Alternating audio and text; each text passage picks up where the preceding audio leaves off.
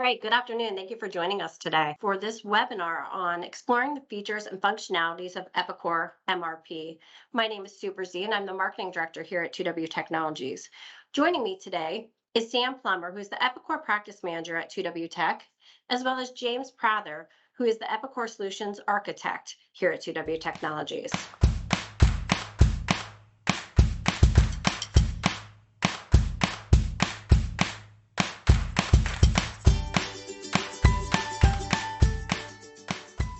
For those of you who are not familiar with 2W Tech, we are one of the largest Epicor partners in North America. We have been working with Epicor Solutions for over 30 years. We currently hold the Epicor Platinum Elite Partner designation, which is the highest level you can earn. 2W Tech is also one of the most innovative Microsoft partners. We have earned 4 solution competencies to date. We have an extensive line card of products and services. To see more about what we offer, please visit us at 2wtech.com. Thank you, Sue. Good afternoon, or depending on your time zone, good morning. Thanks for joining us. We're going to take the next 58 minutes or so here and go through a little bit of an in-depth discussion of MRP. And again, just to kind of start at the top, MRP stands for Material Requirements Planning.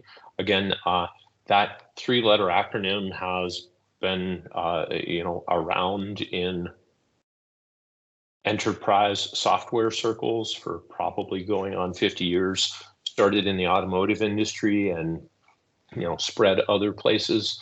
But specifically, what James is going to talk about for the next 35 minutes or so is the specifics of how the material requirements planning module within the latest generation of the Epicor Kinetic ERP works. Again, the common principles of material requirements planning are really those concepts of supply and demand and balancing those relationships of supply and demand. So one of the first things, as you see here on the agenda, James is going to spend a little bit of time on is understanding those supply and demand signals within the Kinetic ERP system and the tools, the screens, the processes, and all of the setup and configuration settings that give inputs to the software system to help you use these tools to balance supply and demand relationships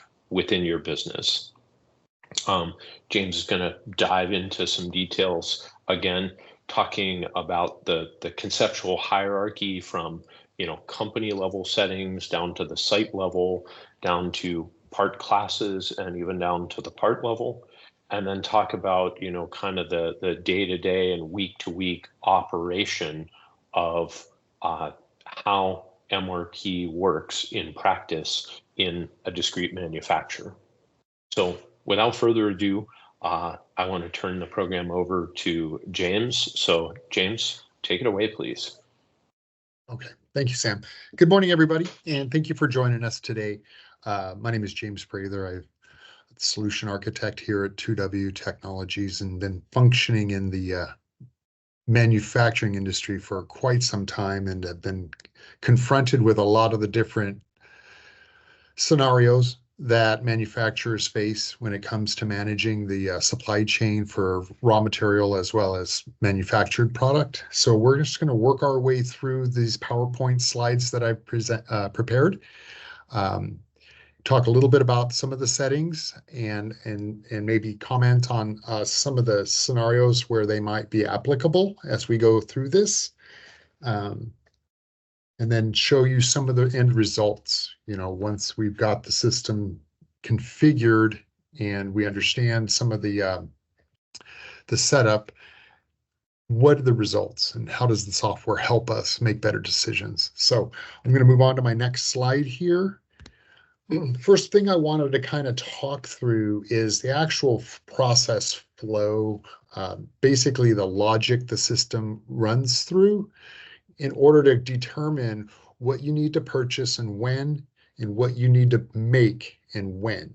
At the end of the day, I always like to say, what do I need to buy and when do I need to buy it? What do I need to make and when do I need to make it? And so when you execute the MRP process, now that's a process that runs in the background. You can start it manually. I do it constantly as the demo guy for the sales team. I'm running it, ad hoc for all of the different presentations I need to do. But most of our customers actually set up sort of a schedule in the background where it's run automatically for them, so that their staff simply come in the morning and it's just open up their screens, and they're able to see the new demand signals and the new suggestions. So the first thing the algorithm will do is it'll delete all of the unfirmed suggestions. So the system will determine, or make a suggestion as to what you should generate in terms of purchase orders, and what you should what you should firm up in terms of job orders. But as a decision maker, you don't necessarily have to agree with the software. You may see a suggestion and say, you know what, I understand I need some of that material, but I am not going to generate the PO right now. I'll wait another day or another week, and we'll do it at a later date. So the suggestions are there, and if you determine that you do not want to create the record, whether it's a PO or a job, when the MRP process runs again, it'll delete those unfirmed suggestions, and then it'll cycle through all of the demand signals and supply signals that it sees. So we're going to talk about some of those in just a minute in another slide. But basically, the algorithm will look at those signals, and then it'll build a list of manufactured parts starting at the top level. In Epicor's world, we call it level 0. It'll set up a job suggestion for that top level. And then as a result of that suggestion, it'll have schedule dates that are applied to it based on when it's required. The system will generate these 3 options here: purchase suggestions, job suggestions, and transfer suggestions. Transfers are transferring material or raw material or manufactured material between locations, between sites within the system. Based on your choices at these, when it comes to these suggestions, whether you agree with the software and you mark it as something that you do want to firm or a purchase order that you do want to generate, it'll then circle back through and look at lower level assemblies that are going to feed into that upper level. So some customers will build lower level assemblies to stock and then pull to an upper level job. There's another feature in Epicor called Make to Job, where you can have one job feed right into another job. But it'll take that first level, that 0 level, and then it'll look at the next level down and present you with more suggestions based on that. And it just continues to cycle through those 3 boxes right there in the center of my slide until it has all of this job suggestions and purchase suggestions that it sees as necessary. And then from there, you can agree to firm the job if it's a manufactured job suggestion, or you can agree to generate the purchase order and satisfy the demand. Another way that I like to describe the system is it's a balance. It's looking at supply and demand, and it wants to be in balance. And if it doesn't see the proper quantities coming in from a purchase order or a job order, it'll continue to suggest whatever's necessary until it reaches equilibrium. In a nutshell. Here are a few of the different types of signals that you can employ as a way to help manage what the system is trying to do. The first group there is your demand signals. Naturally, a sales order release will have a quantity and a required date. And if it's a make item, and there's no job for it, the system will see that and suggest the job to be created. That's wonderful for a lot of our customers that are purely make to order. But for some customers who do stock or do have long lead time manufacturing, sometimes they will forecast sales so that they can get raw materials on purchase earlier in the process to ensure there's no stock out. So in lieu of waiting for a customer PO to come in, I can go into the forecast area of the software and I can put in some quantities for finished goods or lower level assemblies, and I can use those as some of the demand signals that the MRP system will pick up on. Another area you can use or leverage to help manage these suggestions is your master production schedule. So a lot of customers who are producing lower level assemblies or top level manufactured product throughout the year will look at their history and set up a master production schedule for a finished good or lower level assembly over the course of the year based on usage, historical usage or production.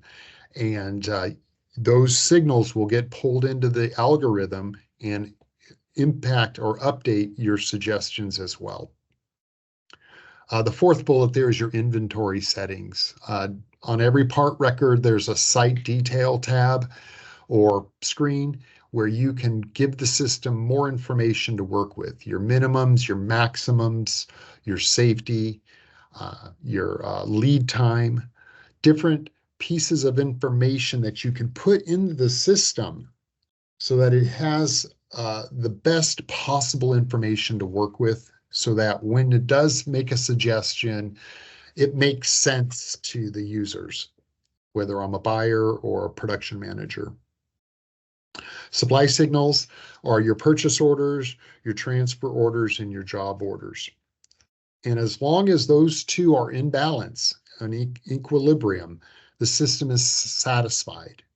But as soon as something changes, whether a new order comes in from a customer or a vendor responds that they're not going to be able to supply those materials by a particular date, or if production decides to move jobs, the signals, excuse me, the required dates and quantity requirements can be changed at any time. And if that does throw the system back out of balance, when the system runs MRP, it'll pick up on that imbalance and it'll represent your buyers and your production managers with more suggestions on what to do to solve that particular issue. The last little group at the bottom there are your engineering definition, your method of manufacture. So as I mentioned earlier, when the algorithm runs, it looks at that 0 level, and it's going to look at the bill of materials associated with that manufactured product, and then look through all the material requirements and lower level assembly requirements. Part of the setup process is to make sure our method of manufacturing details are accurate, so the system has, again, the best possible information to work with. The output. With all the effort that you put in setting up your demand signals and polishing up your inventory settings and so forth, the output is really 2 screens. You have a purchase suggestions and you have production suggestions. Purchase suggestions would be for new purchase orders, or if it's an existing purchase order and something has changed in terms of demand and quantity or timing, it'll also suggest changes to existing purchase orders. And then also for your production, it'll have what we call unfirmed jobs, which are those job suggestions that it feels are necessary in order to balance the system out. And there's also a planned work order workbench that'll show us the job changes that need to be addressed. If, let's say, a purchase order gets pushed out by the vendor and it's going to impact our inventory or our material availability, or if a sales order release date changes, the system will pick up on those changes and present the production team with a list of jobs that have some sort of an imbalance issue, whether it's a date change or a quantity change. Okay, I'm going to start with some of the setup areas. So there's a setup screens in your site maintenance, and you can set up details here that apply to all products within that site. You have an area, and I just went ahead and took some screenshots as opposed to trying to pull it up in the system, but we'll go there in just a little bit. But a couple of things that I called out that I found to be interesting and worth discussing. Now, this isn't all of the capabilities the system has, but some of the ones that we talk about most often, like a finite horizon. You can tell the system how far out to schedule finite. You know, it can see sales orders that are set to be delivered in November, and it can suggest a job for that sales order. But if you set your finite out to 30 days or say 60 days, it'll schedule that sales order's job, but it'll use infinite scheduling if it's required outside of your finite horizon.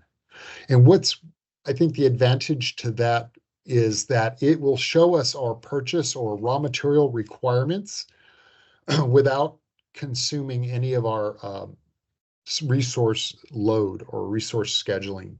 It schedules the materials, but not the operations.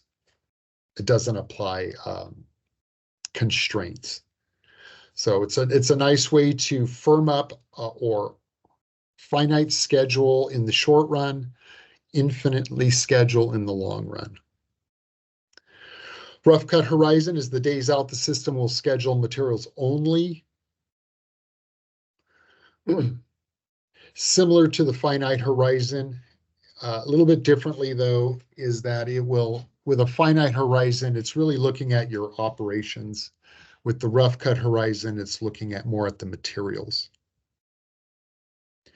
And then you have an auto firming option as well. So if you have, you know, really solid method of manufacturing details, we know how to produce this, we know how much material, we know how much time, and the system recognizes requirement dates that are before a schedule start, plus the auto firm horizon, it'll automatically firm those jobs for your production team so that they don't have to go in and agree manually to set up that job.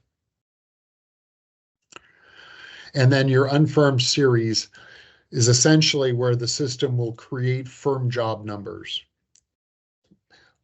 And we'll look at this in a little more detail, but basically when it sees an imbalance when it comes to a manufactured product, it'll create what we call an MRP job.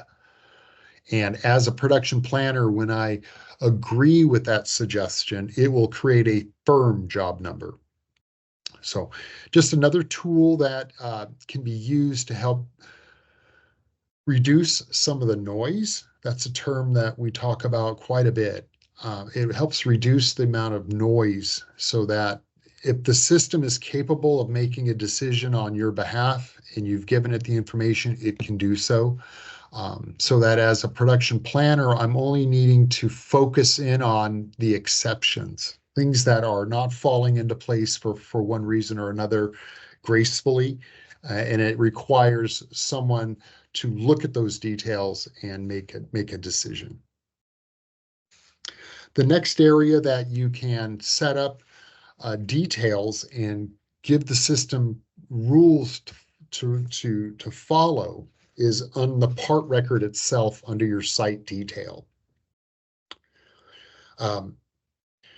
Couple of the controls that I called out here. First is the non-stock checkbox. You know, the system will always set up these particular parts on demand only. You determine whether it's something we make or buy with your type. And then you've got your inventory settings, your minimums, your maximums, and your safety. It's something to make note of here, and I bracketed it there for us, is the available versus on hand. System recognizes when a material is required on a future job, and it'll calculate the available quantity. So I may have 5 on hand, and if I walk out and look on that shelf, there may be 5 on that shelf. And in that particular situation, I'm absolutely fine. But if there's a job out there that we're going to run next month and it requires 1 of those, then my available is only 4. And so the system will pick up on that. It will compare the available to the minimum on hand. And if your available falls below the minimum, it'll send a signal to either your manufacturer, your production manager, if it's a make item, or to your purchasing department, if it's a buy item. You've got your maximum. So when it sets up a job or generates a PO, it'll try to you can set it so that it buys up to the max. That's the little checkbox there at the bottom that says reorder to max. Or it'll set up a job to manufacture that assembly or that top level product so that you increase your quantity on hand to the maximum. And then a lot of companies will try to float between the minimum and the maximum so that they're not creating multiple POs for the same raw material throughout the week, multiple jobs for the same make item throughout the week. It's another area where you can reduce the amount of noise or the amount of suggestions the system recognizes. Another way to say that is, let's say my minimum is 5 and I do not reorder to max. I have 5 on a shelf and I just promised 1 to a job. So the system says, well, your available is 4. So it'll buy 1. And that'll show up in your PO suggestion. Go out and buy 1 of these things or go out and make 1 of these things. And then on Tuesday, another job goes in the system and it finds that I need another one. Well, it'll suggest another PO on Tuesday and then another on Wednesday. So you can use your min max and your reorder to max to help reduce that so that it'll buy you to the maximum and then you can just work your way back down to the minimum before you have to deal with another suggestion. And then you have your safety stock, which is your minimum plus your safety and your reorder point. So it's just another way to add some cushion into the system so that you have adequate supply of purchase as well as make items. And then I've already kind of commented on the reorder to max. It'll modify your suggestion quantity so that you are buying enough to satisfy the imbalance plus whatever it takes to get you back to the maximum.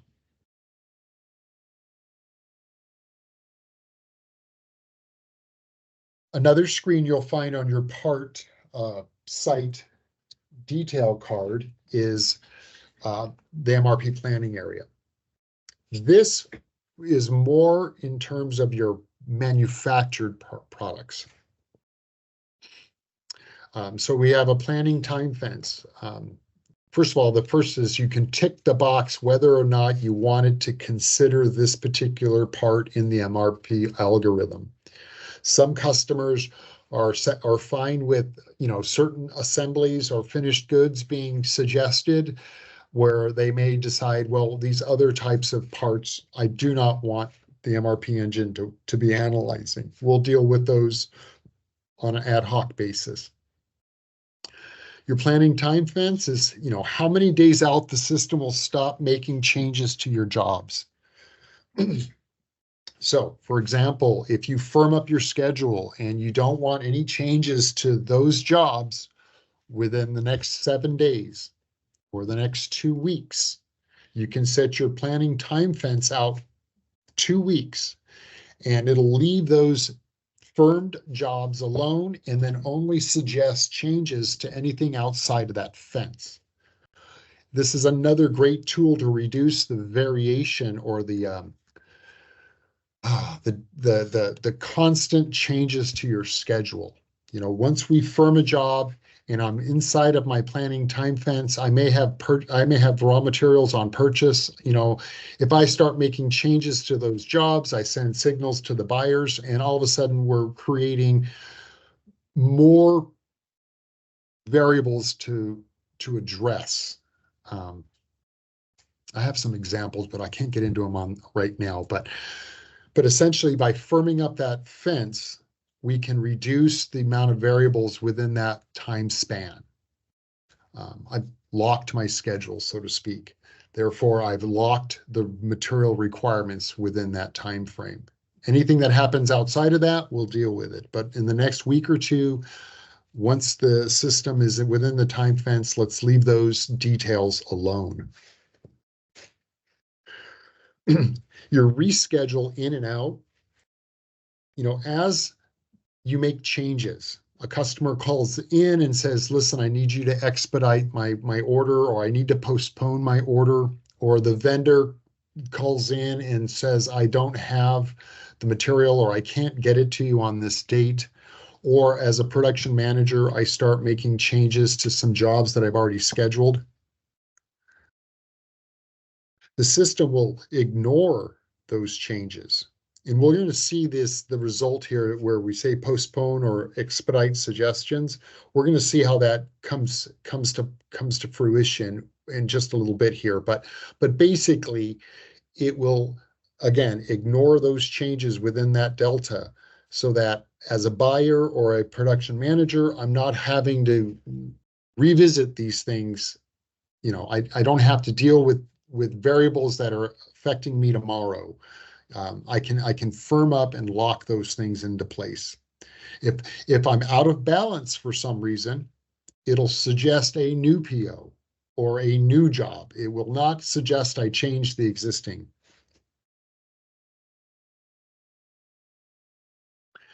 Another screen you'll find in your part site details. This one as well focuses on your make items. Multiples. So when you produce, when it sees an imbalance for a make item and it makes a suggestion to produce this, you can tell the system in what multiple. So for example, if I can get 4 finished parts out of one piece of material and I want to reduce the amount of remnants I need to manage, maybe I do my multiple in 4. So that when the system sees an imbalance, and let's say it says you need 5, it'll set up a job for 8 so that I optimize my material usage. Another aspect would be for cycle times. Let's say I want to schedule my resources, and I, you know, in daily increments, let's say, and I can cut 50 of these parts per day. And I want to keep the scheduling noise to a minimum.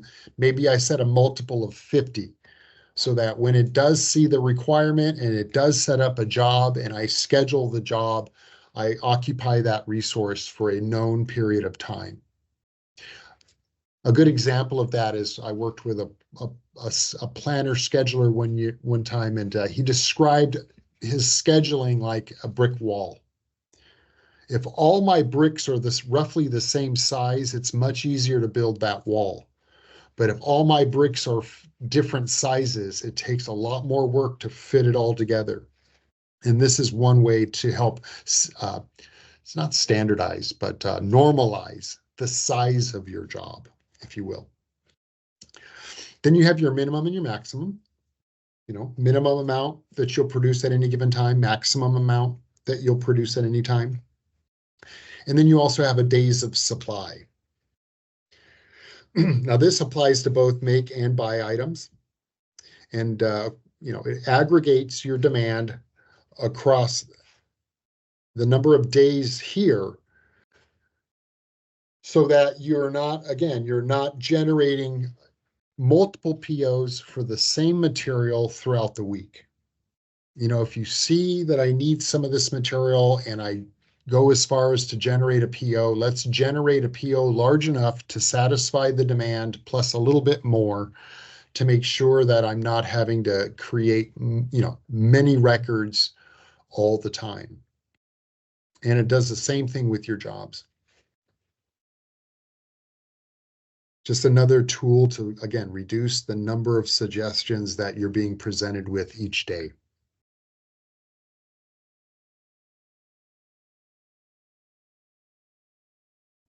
Just a couple of comments about things to pay attention to or to be aware of. When the MRP algorithm runs, so does the scheduling engine. And so it will look at your supply demand signals. It'll identify the imbalance quantity. It'll generate a job to satisfy that quantity.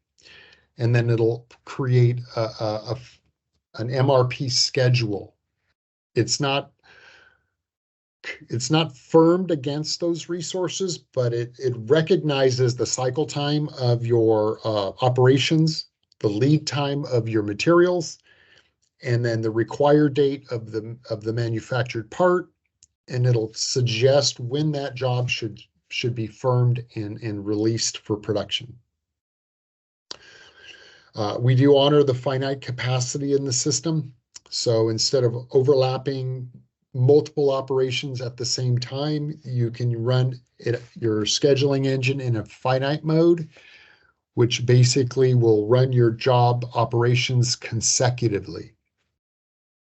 I do have some customers that do like to run or schedule certain resources in an infinite mode, and then they'll do a load level manually when they feel like they want to reschedule that particular resource.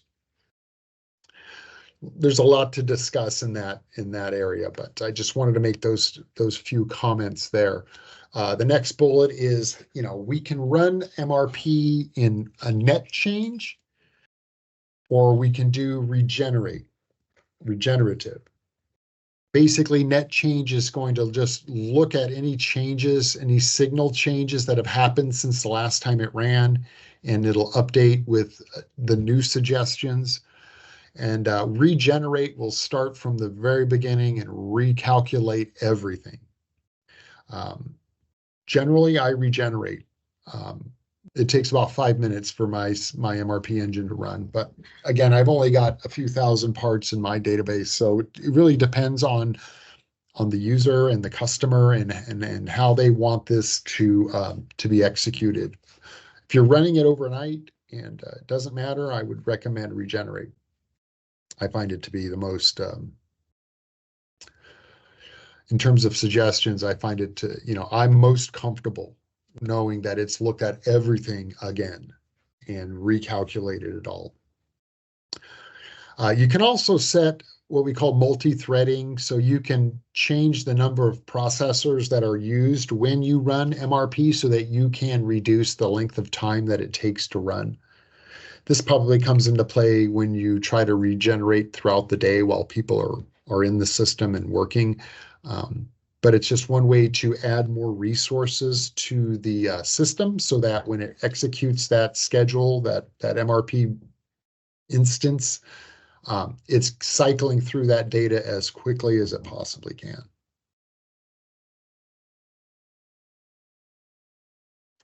This is the screen itself. If you want to run it ad hoc, this is what you'll see. You'll notice there towards the top, you see processing options. You have net change versus regenerate. You have different cutoff dates and schedule start dates. So you can control how far out it looks and when to reschedule the beginning, or if it's rescheduling jobs. Couple of other controls that I called out. If you notice there, let's see, it's on the left-hand column towards the bottom, sort zero level jobs by date.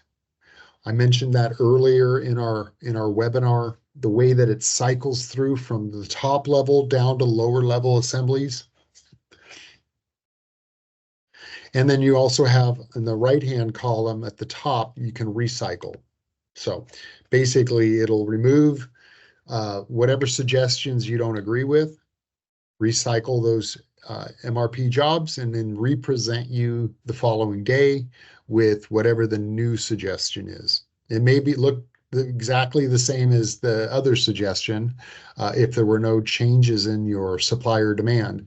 But if there was, it would recalculate the quantity, or it would recalculate the schedule start dates. Here too, there's quite a bit to look at. Another tick box that I like to talk about a lot is on the left-hand side. Your second tick box is to ignore your constrained materials. Epicor's advanced scheduling module can recognize the lead time for your raw materials and factor that into the job schedule itself. So that if, let's say I have ample resources, I can cut that material right now, but there's a 30-day lead on that material and I don't have any on stock. The system is going to make a job suggestion and it's going to have a scheduled start date of 30 days out. It's going to honor the lead time on those constrained materials. If you don't care to have it do that, you can tick that box there to ignore the constrained materials and just schedule. So there's some flexibility here depending on how you like to manage raw materials. Excuse me. Or how, as a production manager, you like to manage the suggestions. Another tick box I want to point out before I move on is that right-hand column, second tick box, is pulling your details from the quote.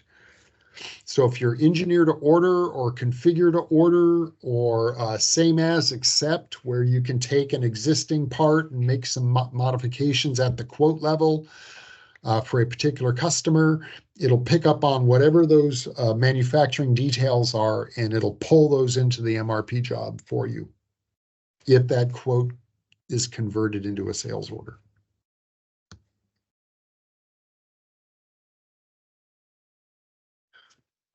Well, we're at the Q&A section, but I have some time. So what I would like to do at this point, before we get into Q&A, is I just want to go into the system a little bit and just bring up some of these screens for you. So I'm just going to tab into my system. And I'm going to go over to my tab here for my webinar. And I just went ahead and grabbed these shortcuts here so that I can get to them quickly. You can search for this stuff here in your menu as well. But site maintenance, I have a multi-site demo system here, but we're going to bring up Chicago and we're going to open up planning. And there are those controls.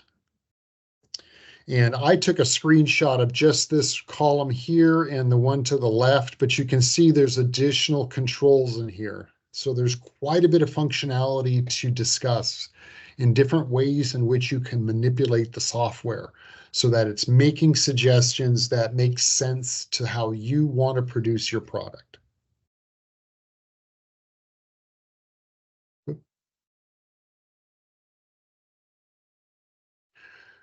You can also set part class details. So if, let's see, where's my fabricated? Here it is. So maybe you want to make some settings at the class level and have it apply to all parts that are a member of that class. You can do this. You can make some adjustments here as well. And apply it to many parts at one time.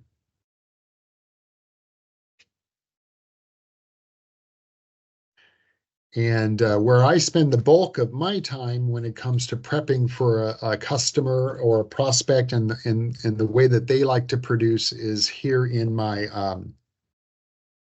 site level details. This is a flat BOM. This is a single level it's got raw material and half a dozen operations. But the way that I have it set up, right, I don't stock this as a choice. I can overrun it.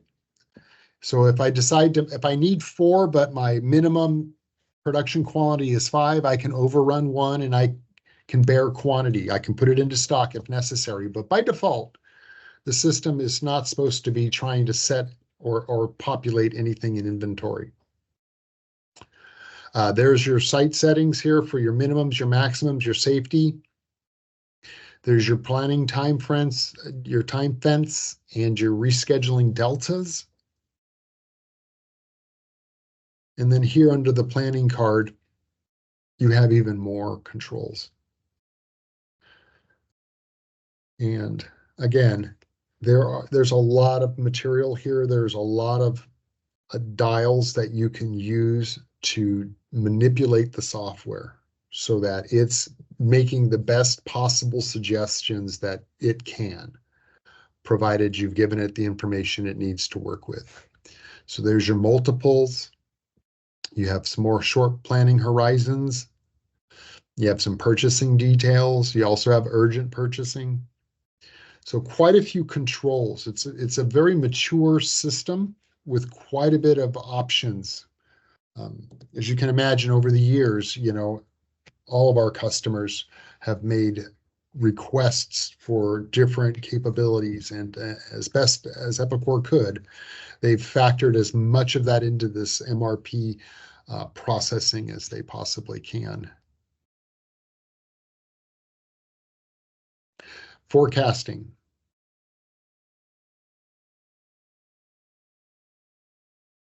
Bring in a part number, and let's see, let's go DCD. I've got several of these, but this is that same part. And of course, I don't have a forecast for this one, but you would simply hit your plus sign, pick your date. Let's say it's let's say July 1st. Forecast a quantity of 50. I don't have any sales orders. I have no customer purchase orders, but I'm anticipating 50 of these things to be sold by July 1st. It's just a way of giving the system more information to work with. And again, you don't have to agree with any of the forecast jobs that it suggests, or forecast purchases, but the information's there if you need it.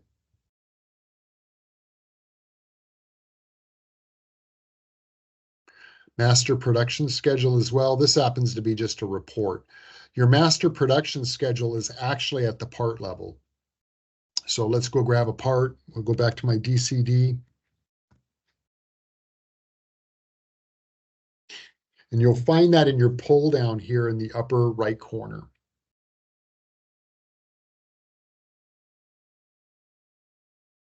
It's, for lack of a better way of describing it, it's identical to a forecast. But instead of forecasting a finished good, I can forecast a production schedule. So when do I plan to make some of this? You know, I can look out over time. Historically, what have I done? And I can give the system just more information to work with, so that it can make purchase suggestions and production suggestions that are more appropriate for what is most likely going to happen if history, you know, repeats itself.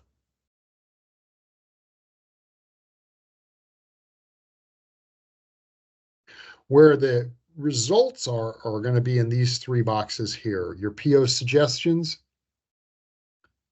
What do I need to buy? How much and when? And its sole purpose is just to give us a list. And of course, it's going to stall out on me here for some reason. Give me a list of items to purchase. Okay.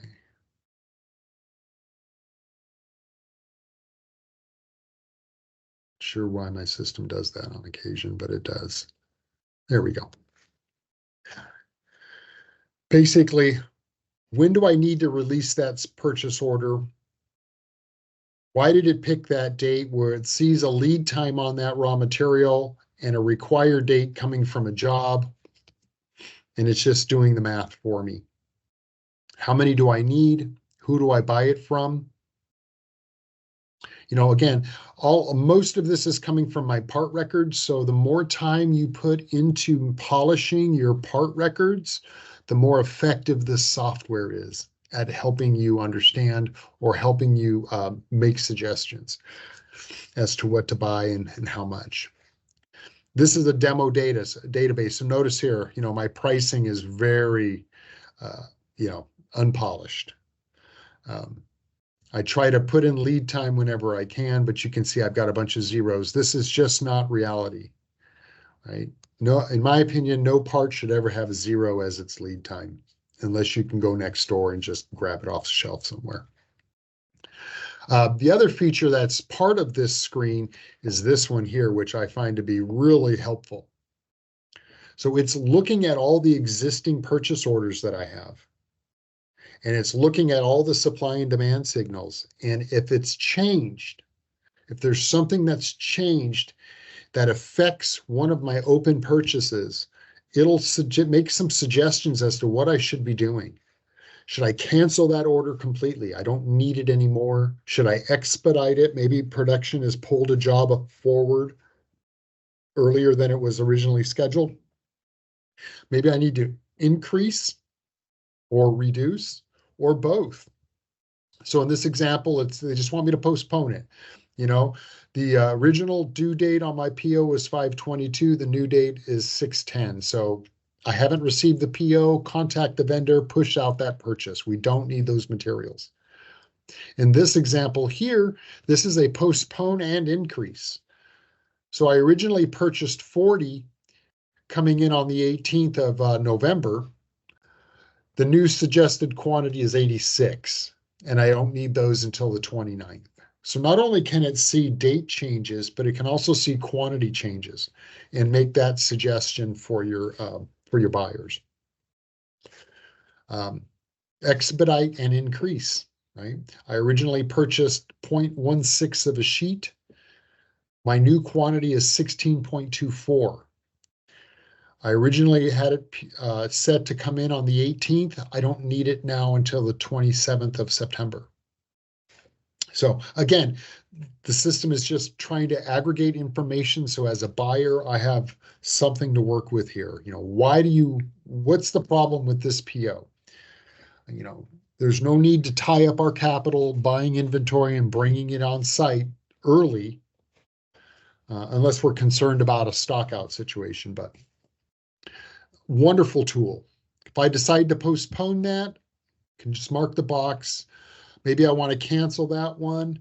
And let's, what is this? This is expedite and reduce. So I was buying 2. It says you only need 1. It was coming in on the 13th. We're going to now have it come in on the 29th. So mark that box, process your selected purchase orders, and it will go out and modify those POs. Now there's some workflow in the background that you'll have to set up so that you are alerting your vendor or holding those POs in a queue status for your buyers to email the vendors that those changes were made.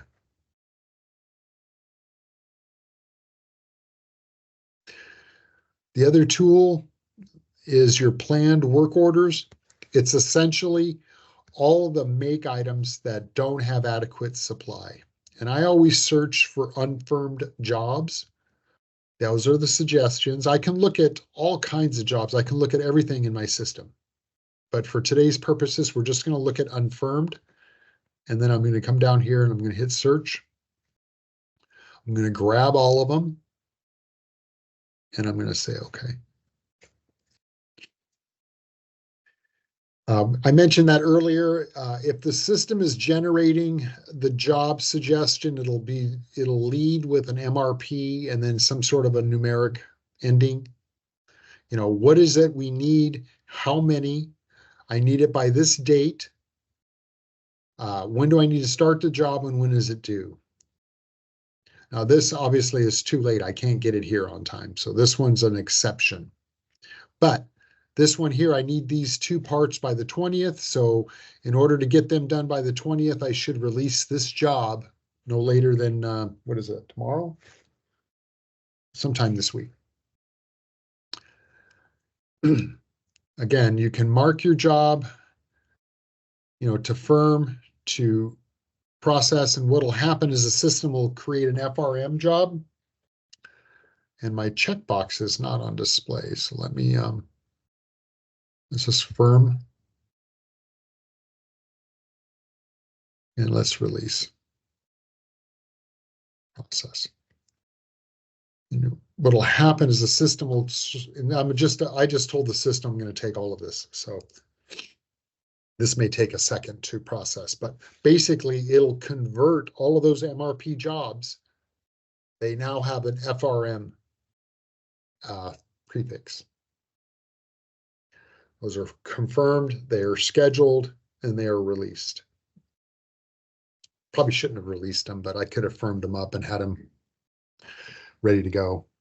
But essentially, again, I've satisfied all the demands. So the next time the algorithm runs, unless something changes, there should be no make suggestions.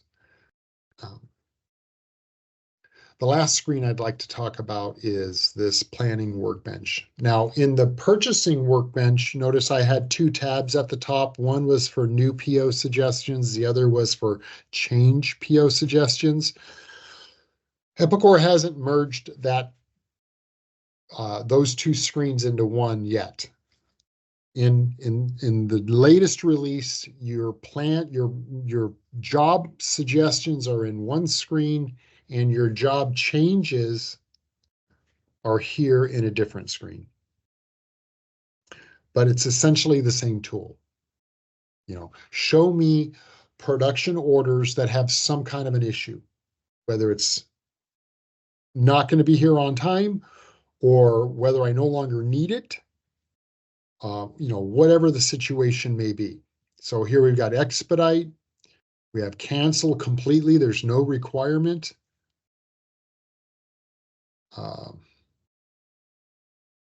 This is within my planning time fence, so I've got some issues there.